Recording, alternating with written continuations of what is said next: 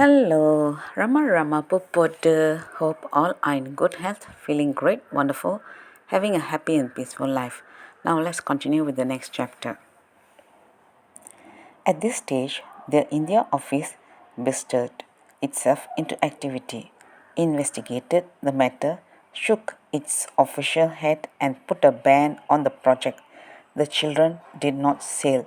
The representative of the Parsi Messiah returned to India, accompanied by the Englishman, his wife, and sister in law.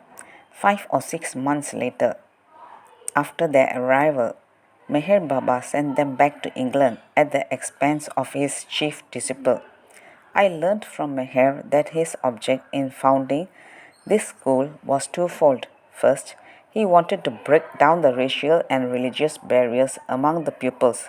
Secondly, he sought to train a selected number of them as future ambassadors for his spiritual cause.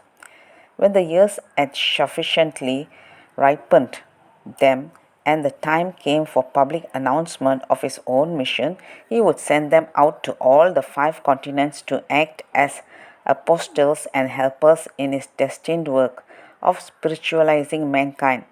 Another activity developed into being alongside the school. A primitive hospital was opened, and ardent disciples were sent out to collect the blind, the ailing, and the crippled from the locality. The latter were given free medical treatment, food, and accommodation, while the Parsi holy man provided them with spiritual consolation. 5 lepers were cured by his mere touch, says an enthusiastic devotee. Alas, I am a trifle skeptical, for no one knows who they are, where they are, or how to find them now. This is a piece of Oriental exaggeration, I fear. Surely one of the lepers would have attached himself to Meher Baba's train of disciples in sheer gratitude.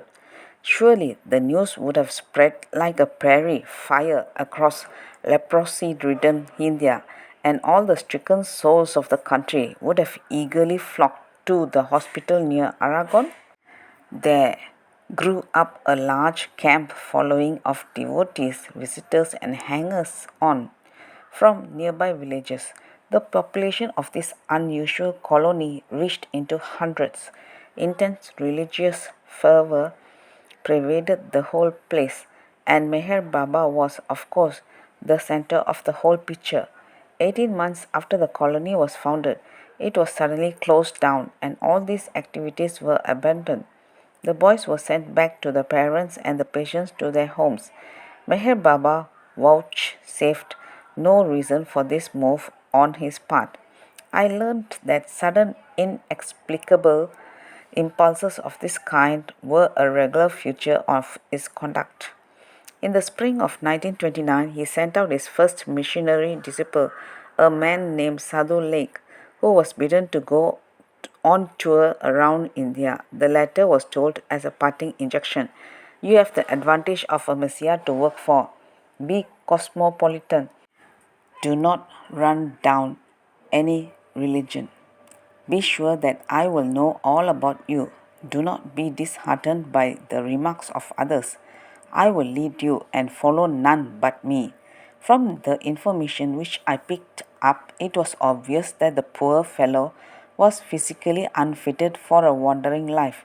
He was able to create a small following in Madras, but soon sickened on the way and then returned to die. Such is a rapid outline of the Parsi holy man's career.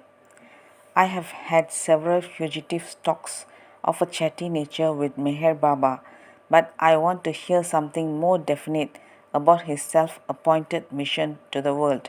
So I seek and obtain my final interview with him. He wears a soft blue scarf today, and the alphabet board rests upon his knees in readiness for our conversation.